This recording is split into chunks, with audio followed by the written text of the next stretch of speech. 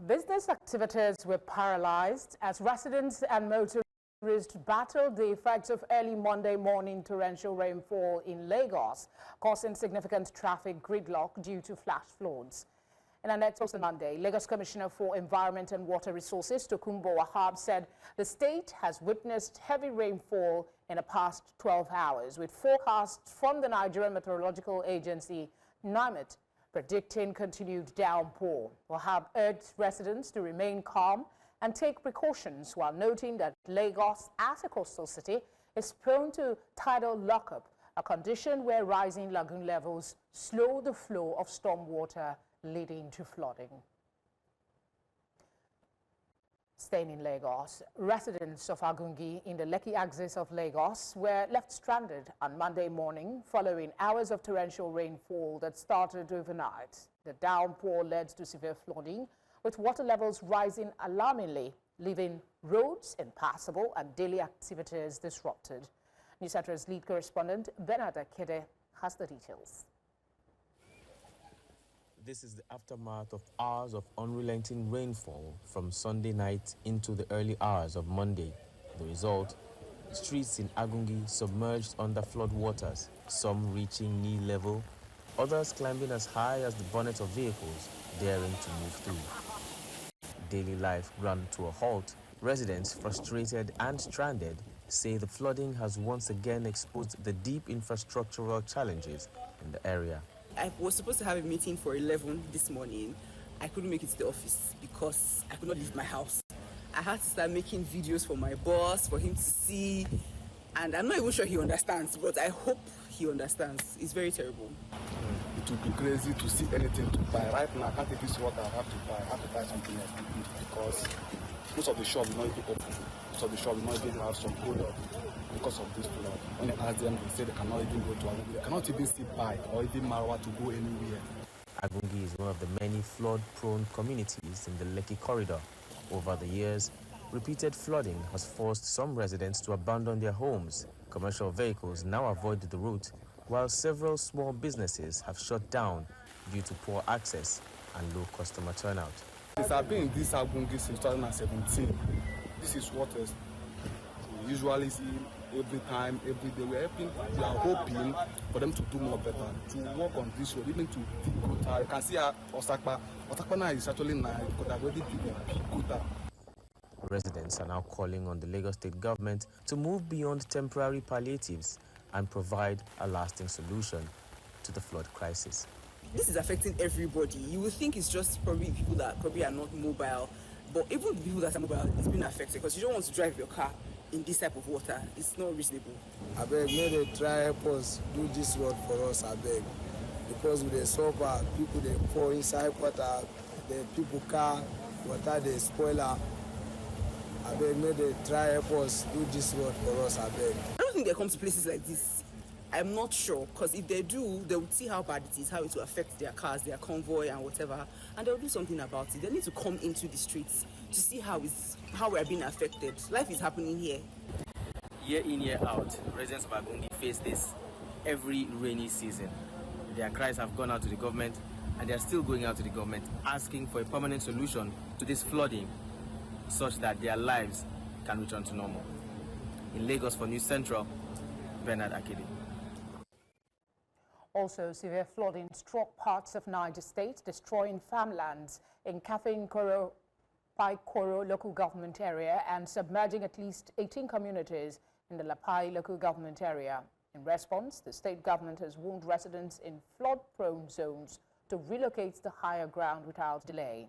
The special advisor to the governor on communication, media and strategy, Jonathan Vatsa, emphasized the importance of early action, referencing the recent tragedy in Mokwa as a wake-up call for vulnerable communities.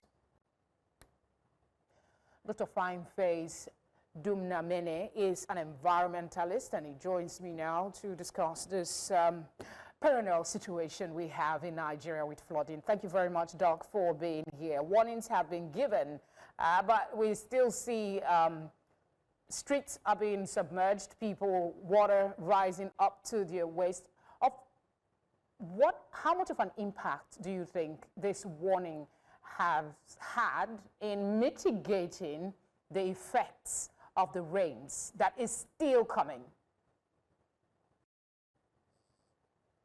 For having me on the program. I think warning didn't really have any significant impact on the people because the warning only came from governments to the people who have very limited ways of responding to the impacts of the flooding on them.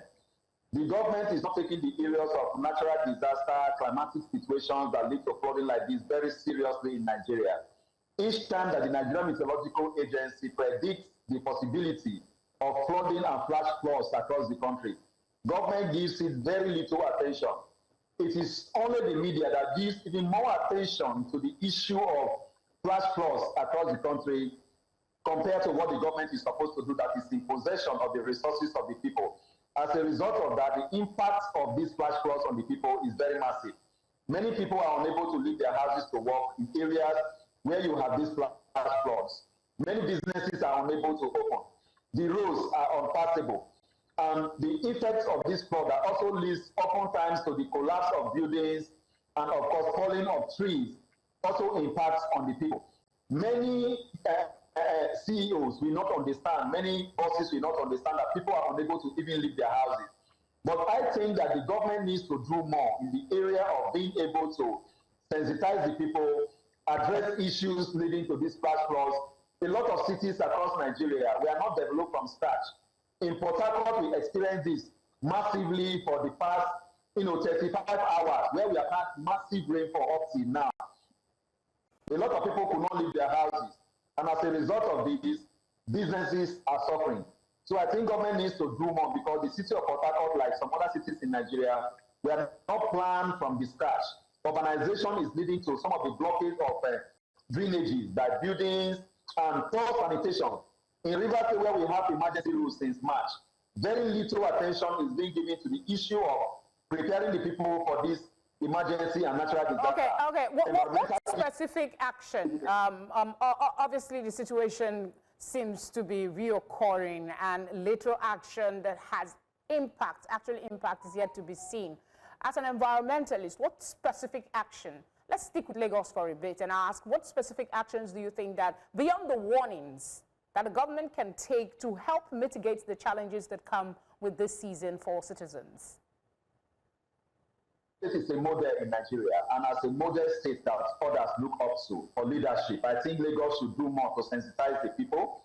Lagos State should do more to look at what is making the flash floods not to drain as quickly as possible whenever it rains, and then open up drainages. The issue of sanitation should also be taken very seriously by the Lagos State government. They should also sensitize the people. And if there are people that they need to relocate, by building new houses for them to live areas that are water channels, that will help the water to flow properly to the various lagoons and water bodies within the Lagos State so that it doesn't impact on the people, they should try to do that. I believe that if there is a master plan on ways of mitigating flash floods in Lagos, like and some other states of the Federation, I think it's going to go a long way to address this issue. I was looking for specifics more in terms of actions. You know, maybe they're not seeing the road ahead, but from your vantage point, what can we do? The rains are here, like it or not. We're going to hear some unfortunate scenarios in the coming days if the rain doesn't abate. Definitely, what the government needs to do is to sensitize the people, and the government should deploy emergency sanitation to some of those areas, whereby they have to open the drainages and ensure that the water is flowing. And then the town planners should also go to the streets and be able to identify what is causing the flooding in those areas, and then put in place measures. People within the area should also and can also be relocated so that the flooding doesn't have very major impact on lives and property. These are some of the things that I think they can do almost immediately to ensuring that this issue is mitigated and the impact on lives and properties are also reduced. Okay. What don't we know that is the missing link when it comes to flood management and prevention? For a lot of persons, and I have made that call even to the government, what more can they do? But beyond the call to the government, what are we missing in this connection that could be helpful in mitigating the impact of these floods? What we are missing is that a lot of us believe that it is only the government that can take steps to address the issue of flooding in Nigeria. I think it is a multi-stakeholder process, whereby you have the efforts of the government, you have the efforts of the people living within the area that is mostly affected by flash floods whenever it comes on board. You also need to have the multinational oil companies operating within the area to come on board and also support these processes. Philanthropists and foreign organizations that also use some of these facilities can also come in and help in the process of being able to support the efforts of government and the people, and even what the media is doing to sensitize the people, like what we are doing now, to ensuring that this issue is addressed. We cannot continue to have flash floods every year and nothing is being done. Then it's like we are not responsive to the challenges that we have. If we have this flash flood this year, by next year we should find solution to it. And if we see it elsewhere next year, by after year we should find solution to it. But a situation whereby it is as if we put our arms and watch and expect natural phenomenon like rainfall not to occur as a result of climate change to cause some of this flooding, then we are not helping ourselves as a people. We must be proactive in the process of ensuring that we take steps that will address the issue of flash floods in the country. We cannot continue to recite our problems in the area of sanitation or area of not being able to mitigate the impact of flash floods in Nigeria. I want to be specific about the Agungi area. New Central, not just Agungi, actually, will cover other areas, but we have consistently covered the impact of rains, heavy rains in Agungi.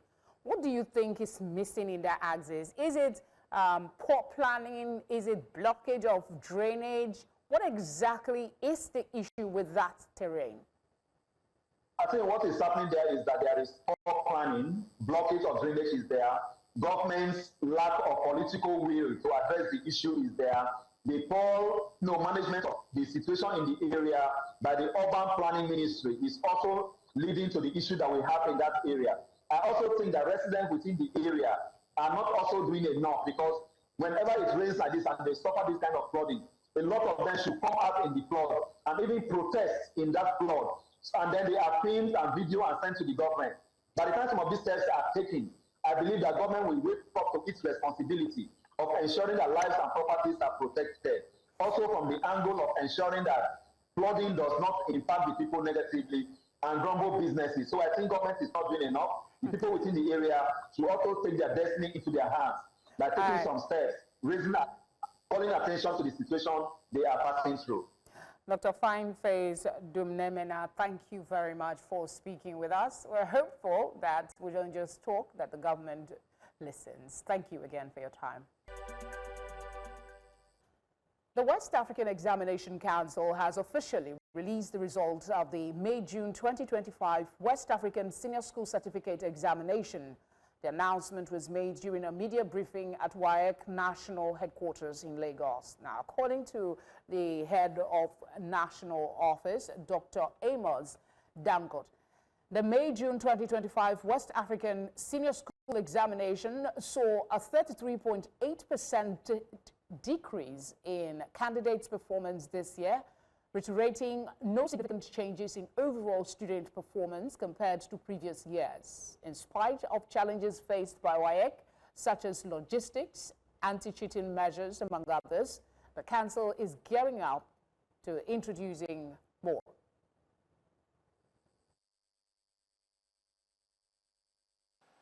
The council, in line with the directive of the Federal Government of Nigeria, is concluding arrangement for the total conduct of examination by computer in 2026 across the country. The CB examination, otherwise known as CB WAS, will also follow the pattern for that of PC2 2025. Of the percentage of candidates in this category, in WAS for school candidates examination 2024 and 2025, revealed that in this year, there is 33.8% decrease in performance. 33.8% decrease in performance. That is, those who obtain credit and above in a minimum of 5 subjects, including English, language, and mathematics. Now, here's the statistics for the 2025 West African Senior School Certificate Examination results. A total of 1,973,365 candidates registered for the examination, with 1,969,313 candidates participating from 23,554 recognized secondary schools across Nigeria. Now, 77.06% of candidates had their results fully released, while 22.94% of candidates have one or more results pending. 38.23% have credits in 5 subjects, including English and mathematics, compared to the 2024 figure of 72.12%, indicating a 33.8% decline. The results of 192,089 candidates, representing 9.75% of the total number of candidates who sat for the examination, were withdrawn due to various reported cases of examination malpractice. Also, the last 4 years have been a whole lot of exceptional until now. In 2021, 81.70% of candidates achieved the benchmark.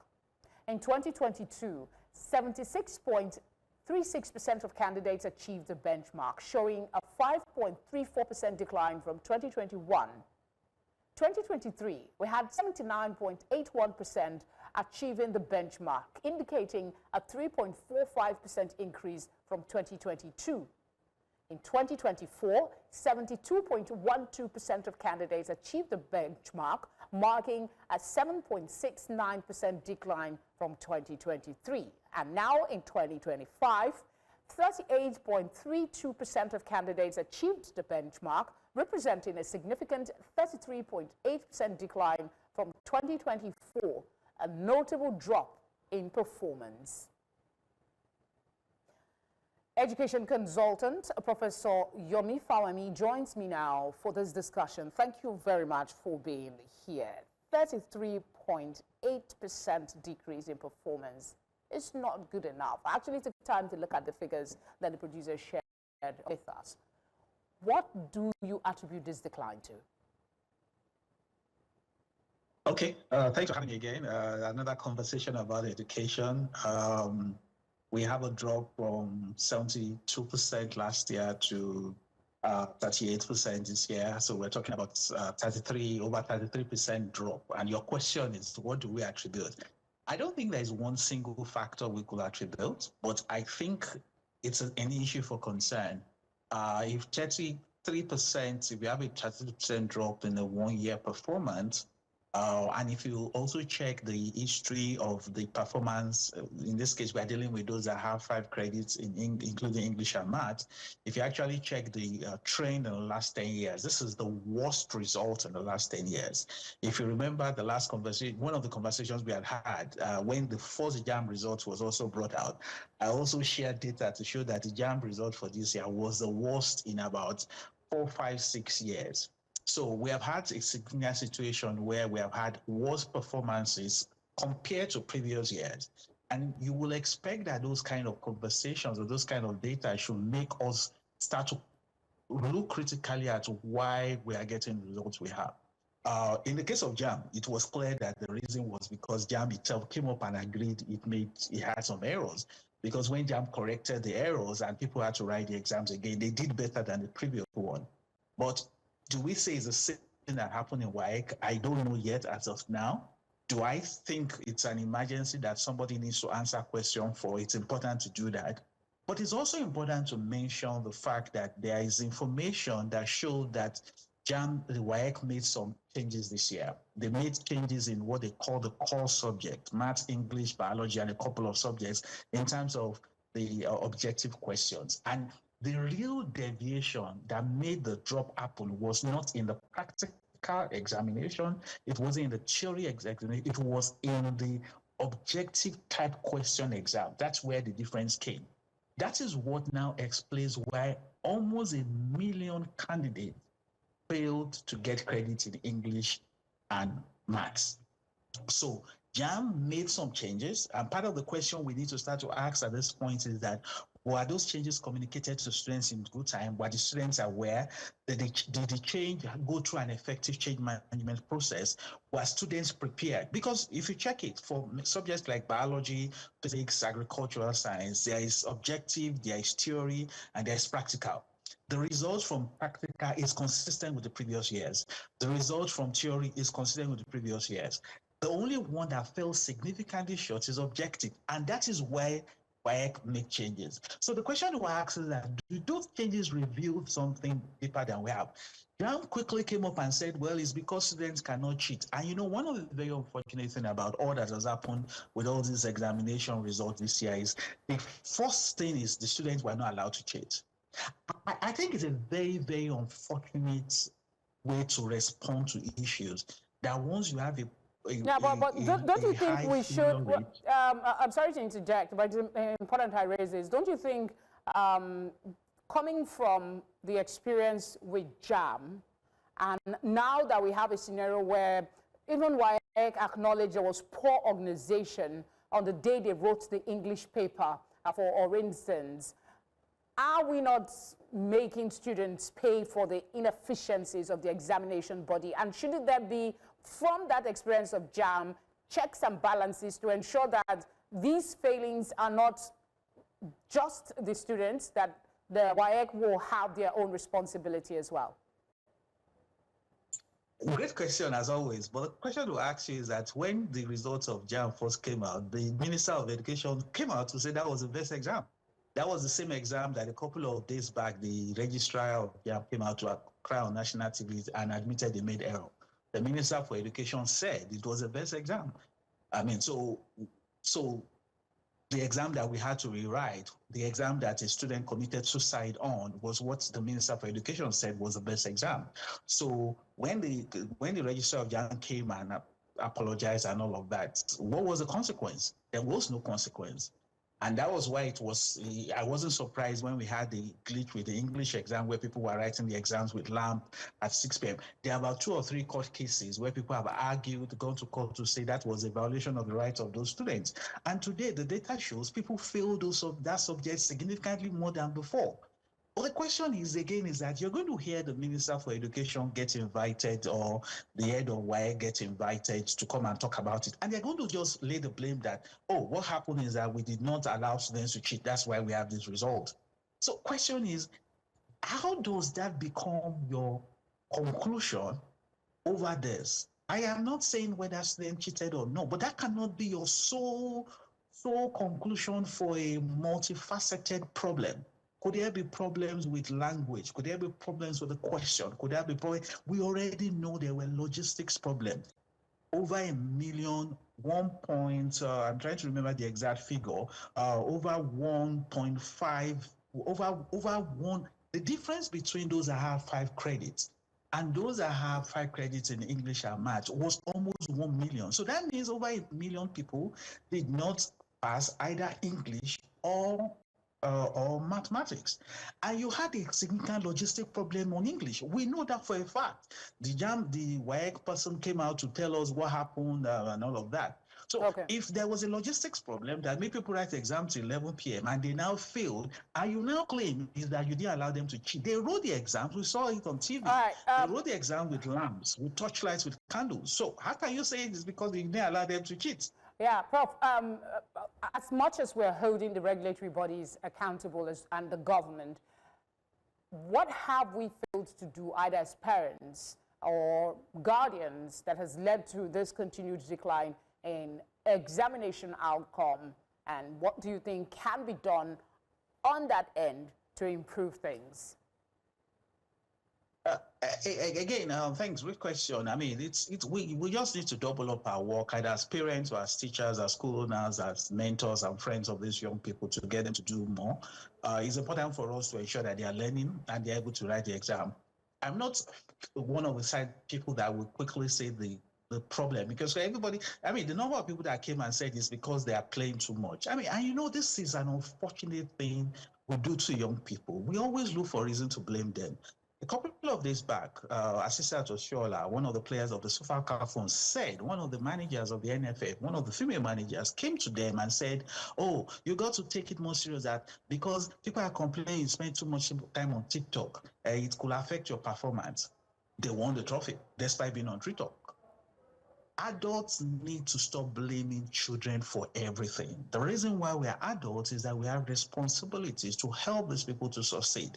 We should stop breaking their hearts. Think about this. When we say 38 point something percent go to 5 credits, including English and math, what that means is that in over 62% of homes in Nigeria in the next couple of days, they're going to experience something because their child will not be able to go to the university. There's going to be sadness, there's going to be disappointment. God forbid we have another case of suicide.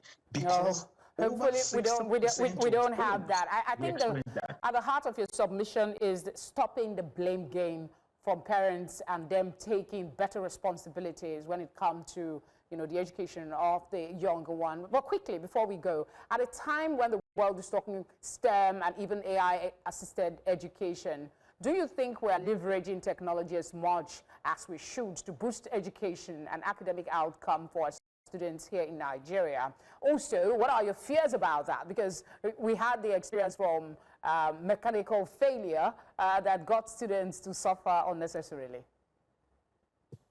You know, since I'm laughing, I mean, every time I have to talk about education and people talk about AI, and I'm like, a country where the average child that is less than 15-year-old is struggling with numeracy should not talk about AI. A country where the data that shows we have between 15 and 20 million students out of school, AI is important, and AI is something that we should put somewhere, and great work by all those talking about it. But we have more basic fundamental problems. Now, AI can help us to solve the problem. Technology can help us to solve the problem because we can get all those 15 million, 20 million children to get access to education using technology quicker. So for me, I think what we should start to think about in Nigeria is how do we use technology and AI to ensure the basic level of education of those not in school, of those not learning, they are able to learn. Not the big part. We have a problem with the roots. Let's not talk about STEM. Or root of trees is a root problem we are dealing with. We should take our time with that and focus on other priorities. I hear you loud and clear, Prof. Thank you so much for speaking with us and sparing the time. We're on a short break. Tonight returns right after. Glad you're still with us. Staying with education matters. A new policy from the Minister of Education is raising eyebrows across the country. In what has been described as a controversial decision in several quarters, Education Minister Dr. Maruf Alaousa has officially endorsed mandatory drug testing for both new and returning students in tertiary institutions. News Center's Igbalani Omoni has more. It's a conversation that's been brewing for months.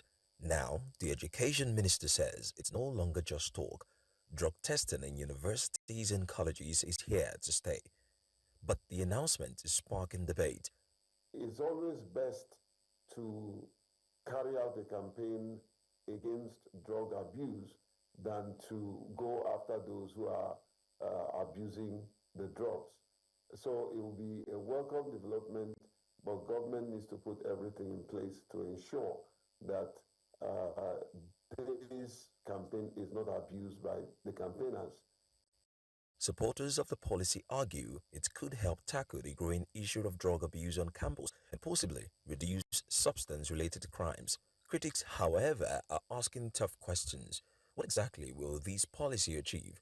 Will it reduce drug abuse or just push it underground? What about stigmatization amongst others? There are quite a lot of state governments that even had already bought into this and championing it in their states. We have to understand the fact that this is a public health thing. It's not something being done to stigmatize or vilify anybody, and it's also part of a system that the outcome cannot be public, And again, the individuals who test positive have to be helped. It is important to note that during a meeting between representatives of the government and students in 2024, the presidency asked universities to take up the testing cost. If the idea is from NDLA or from the management of the school, by doing a direct test, I commend them for the initiative. But I condemn in totality the idea of asking them to pay a penny. And I can assure you, I will definitely work towards that, and I will make sure that will not stand. The representative of Nigerian students will speak against it. It is another means of exploiting Nigerian students in this hard economy. We Nigerian students will not tolerate that. While the minister says guidelines will be provided on how the testing will be conducted and results handled, details remain unclear. Also, it remains uncertain whether institutions have the resources or training to implement such a policy fairly and effectively. In Lagos, 4 News Central, Igbalani Omani. Many thanks, Belani. As the Ogun State government continues with the reconstruction of the remaining 17-kilometer Akute-Ijoko road, there are still fears whether this project, alongside others in the Ifo local government area of the state, will be completed. My colleague Lekon Onobanjo caught up with the road engineers to determine the level of work done and timeline for possible completion. The Akute-Ijoko Road is part of the several road reconstruction projects embarked upon by the Ogun State government. While work continues, News Central engaged engineers on site to get clarifications on completion and the scope of work done. What we are doing, we are excavating the bad portions, moving the bad materials to fill it with the good laterite, which is the formation level that we are now. Maybe after this level now, we still fill another one to get to the final before asphalt come in. There will be a road without asphalt now. That's the last surface of it. It must surely tie, it must be tied. How soon? You see the work is just starting now.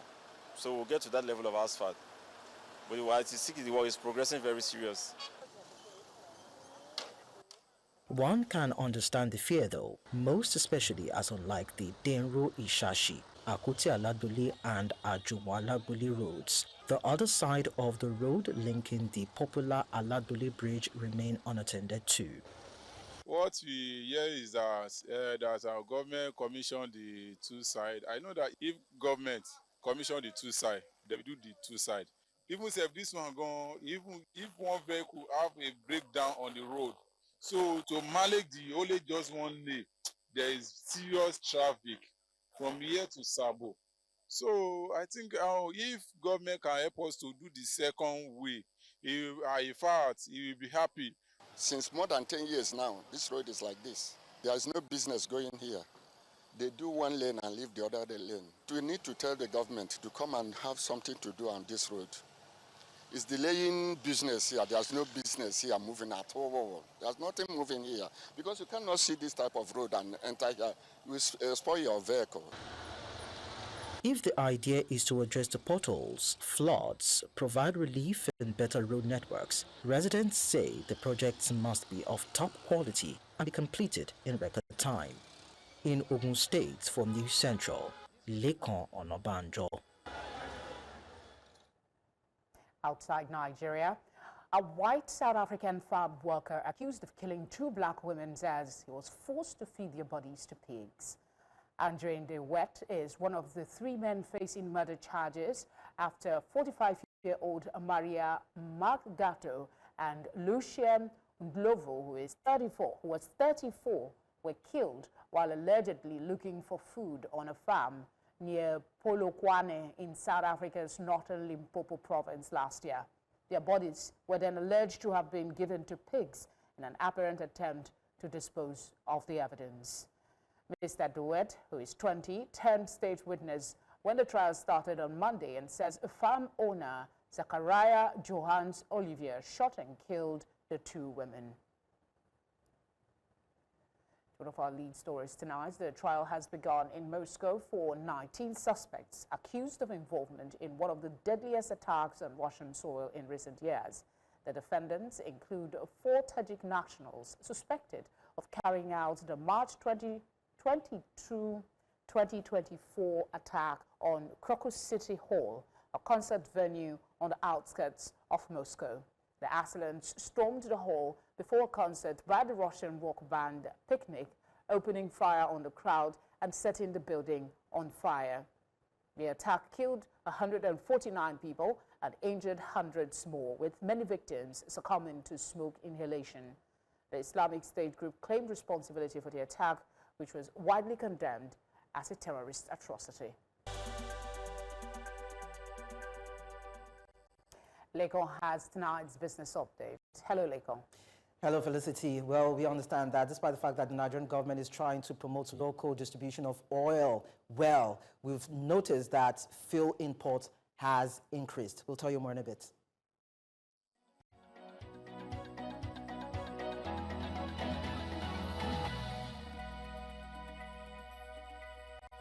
Fresh data from Nigeria's downstream regulator shows that fuel marketers imported 71.38% of the petrol consumed in May and June 2025, bypassing local refineries, including the $20 billion Dangote refinery, which supplied just 28.62%. Despite calls by Aliko Dangote to ban fuel imports under the Nigeria First policy, marketers argue importation offers cheaper landing costs. Analysts warn that banning imports could create a monopoly, hike prices and hurt smaller operators.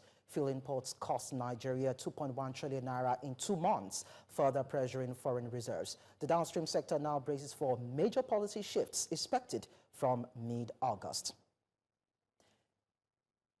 In the meantime, Nigeria has 220 unlicensed oil blocks across 8 onshore and offshore basins, according to the Nigerian Upstream Petroleum Regulatory Commission. And despite massive reserves, especially in the deep offshore region, many fields remain idle as the country struggles with debt, topping 149 trillion naira and severe crude shortages. Deepwater terrain alone holds 59 open blocks, reflecting underutilized energy potential. And while projects like Bonga and Agbami show offshore success, most blocks are underdeveloped. The government is warning inactive license holders and urging investment as local refineries lack feedstock, and Nigeria continues to import refined petroleum despite vast oil reserves.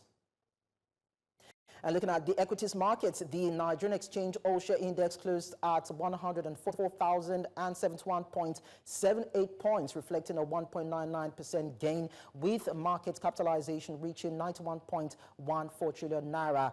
The trading session opened with optimism fueled by strong Q2 2025 earnings and naira stabilization, driving robust activity with over 811.1 million shares traded. Now, strict to sectoral performance, we saw that the banking sector started the day with a modest 0.08% gain, tempered by profit taking. Insurance then rose 3.44%, gaining traction mid-session. Now, oil and gas followed decline of 1.12% by late trading due to losses in stocks like Owando, and consumer goods actually surged 4.93% later in the session, led by Cadbury Nigeria. Finally, industrial goods closed strong at 5.72%.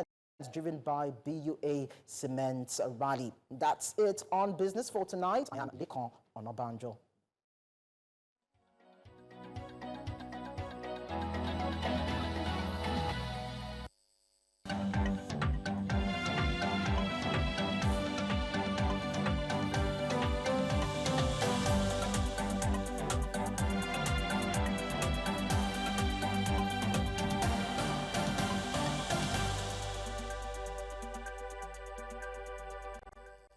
Sports news is next with Okwe.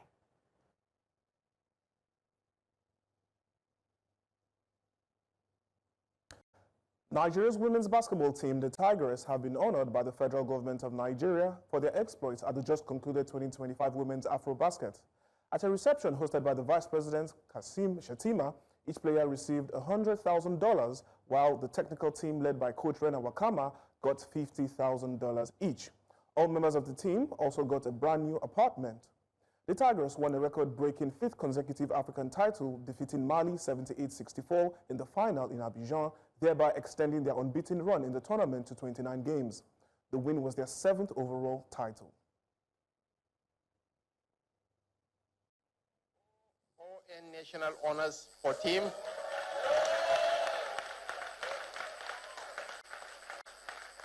ON National Honors for Team, Coach and Technical Team.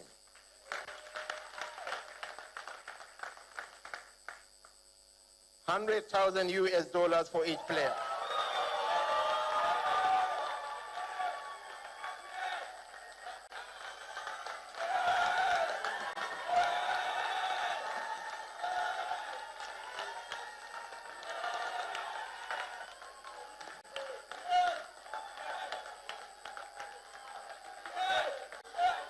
It's not yet over.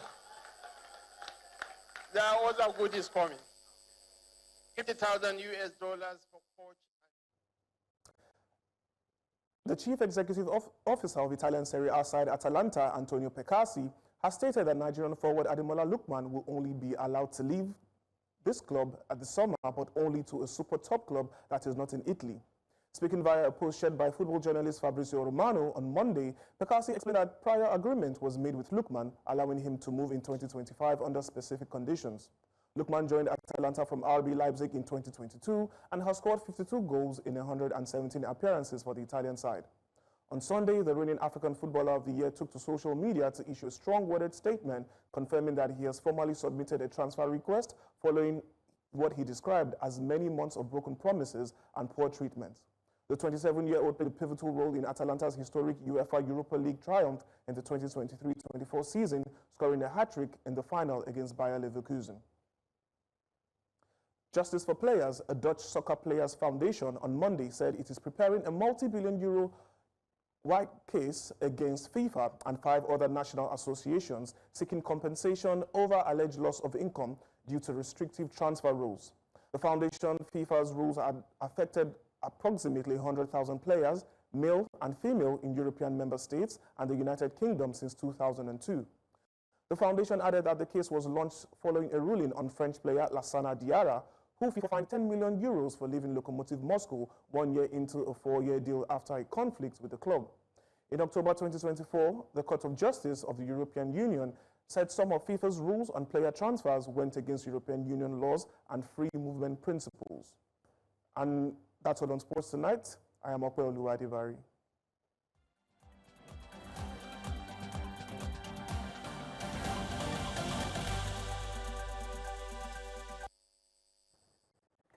Sam Dandy joins me now for the latest in entertainment. Hi, Sam Dandy. Hi, Felicity. Looking fly as always. Thank you so much. Let me tell you what's shocking. Soulja Boy just got arrested in Los Angeles. Do you know Soulja Boy? I do. Okay. I do. I'm going to tell you all about the details in a bit. All right.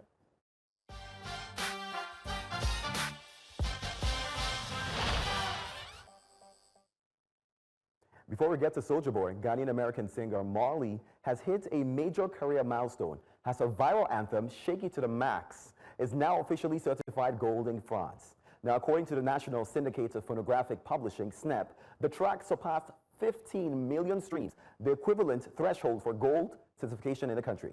Now, the Afro-pop dance single got massive popularity across TikTok and Instagram, and Marley joins the growing list of West African stars with viral hits and a global appeal. Now, the certification not only marks her first international plaque, but also proof of the growing influence of African pop on European charts. I know you were dancing to that one.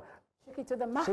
That's all I know about. I don't know any other thing. Incredible how these songs blow up because of socials. On TikTok, actually. That's where I heard it for the first time. These videos and these dances, I love to watch them. Right. So, yeah.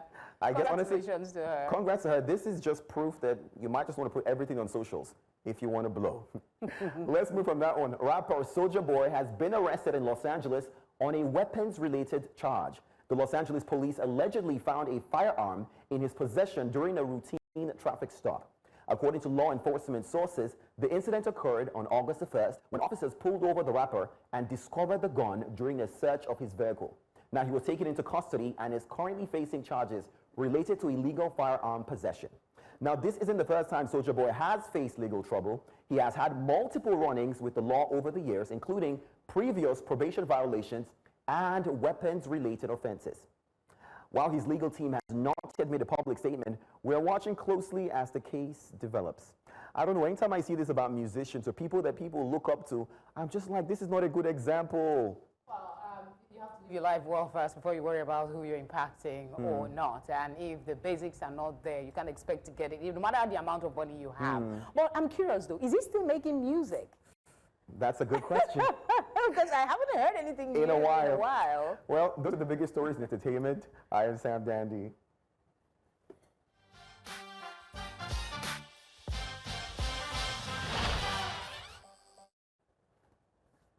And that's all the news we have for you tonight. But before we go, a quick reminder of our top stories. Nigerians are apprehensive as flash floods take over major cities, submerging homes in parts of the country.